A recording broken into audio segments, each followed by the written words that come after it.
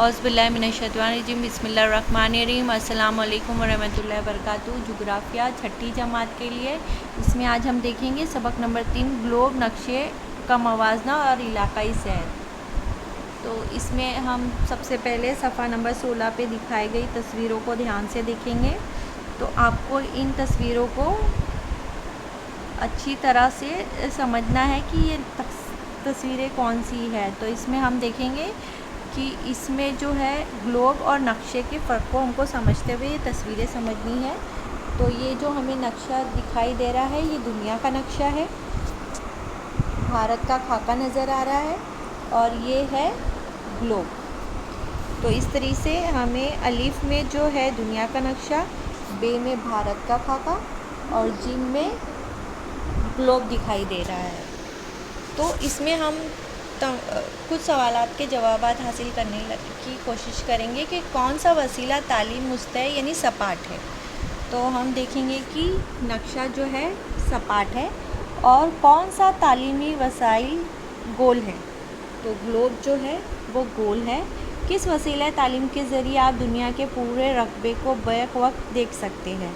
तो हम नक्शे के ज़रिए दुनिया का जो नक्शे है उसके ज़रिए हम बैक वक्त सब देखते हैं। किस वसीले के ज़रिए एक वक्त में ज़मीन के एक ही हिस्सा देखा जा सकता है।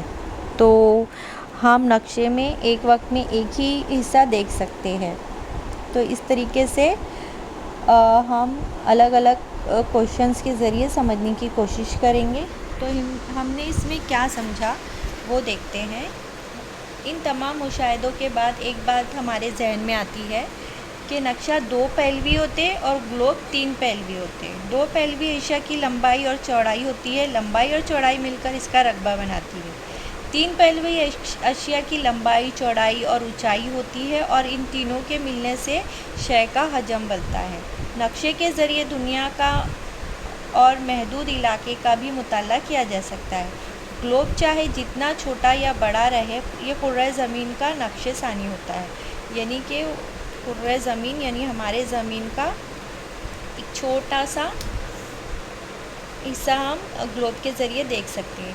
तो हम पहले समझते हैं कि ये 2 पहलवी और 3 पहलवी क्या होते हैं। तो चौड़ाई और लंबाई ये 2 पहलवी रखने वाले मुस्तैद चीज़ मसलन कागज़, तख्ता, मेज़, ज़मीन वगैरह है। 3 पहलवी यानी लंबाई, चौड़ाई और ऊंचाई रखने वाले मुस्तैद चीज़ है, मसलन कि हमारा डस्टर, डब्बा, ग्लास, लोटा, टेकरी, चांद वगैरह।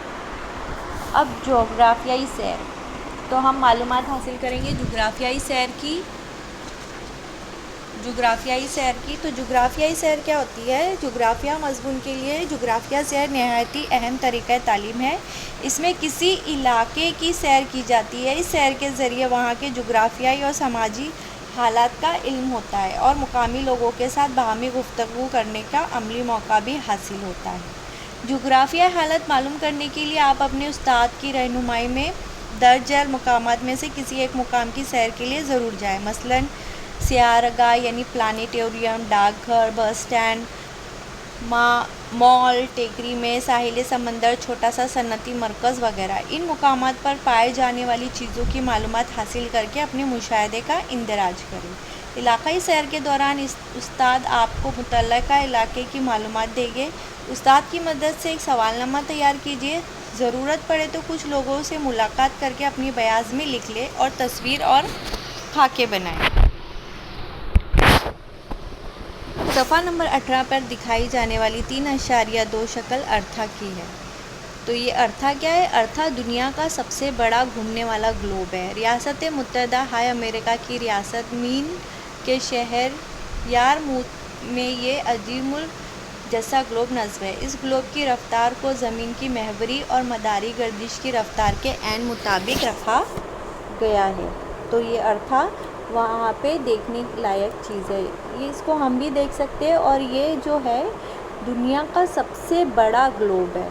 तो ग्लोब जिनको देखना का शौक़ है वो ये ग्लोब देख सकते हैं। अब हम देखेंगे मश्की सवालात 2 पहलवी और 3 पहलवी चीज़ों की खुसूसियात। तो हम देख चुके हैं कि 2 पहलवी अशिया की लंबाई और चौड़ाई होती है और लंबाई और चौड़ाई मिलकर इसका रकबा होती है। 3 पहलवी अशिया की लंबाई, चौड़ाई और ऊंचाई होती है। और इन तीनों से मिलने से हजम बनता है। बिल्कुल छोटे से ग्लोब पर कौन सी चीज़ें बताई जा सकती है, तो बिल्कुल छोटे से ग्लोब पर हम जो है तुलुल बलद और अर्जुल बलद बता सकते हैं। इसके अलावा जो है हम छोटे से ग्लोब पे हम मुख्तलिफ़ इलाके के हम जो है बहर आज़म और बर आज़म दिखा सकते हैं, या ज़मीनी हिस्सा या बहर के हिस्से को भी हम आसानी से दिखा सकते हैं। ज़मीन पर रोनुमा होने वाले दिन और रात के तस्वुर को किस वसीले से समझना आसान है, तो जो दिन और रात का बनना है, इसको अगर हम तस्वुर को वाज़ेह करना चाहते हैं तो हमें ग्लोब का इस्तेमाल करना चाहिए, जिससे हम आसानी से दिन और रात के बनने के अमल को समझ सकते हैं। आपके गांव शहर की निशानदेही करने के लिए कौन से वसाइल का इस्तेमाल किया जा सकता है, तो जो है गांव और शहर की निशानदेही करने के लिए नक्शे के इस्तेमाल किया जा सकता है। एक जगह से दूसरी जगह बआसानी मुंतकिल किए जाने वाले वसाइल कौन से हैं, तो एक जगह से दूसरी जगह बआसानी मुंतकिल किए जाने वाले वसाइल जो है नक्शा है। इस तरह से हमने जो है ग्लोब नक्शे का मवाजना और इलाक़ाई सैर और इसके मशक़ी सवालात समझने की कोशिश की है। तो आप सबक का मुताला कीजिए और इसको और अच्छे से समझने की कोशिश कीजिए।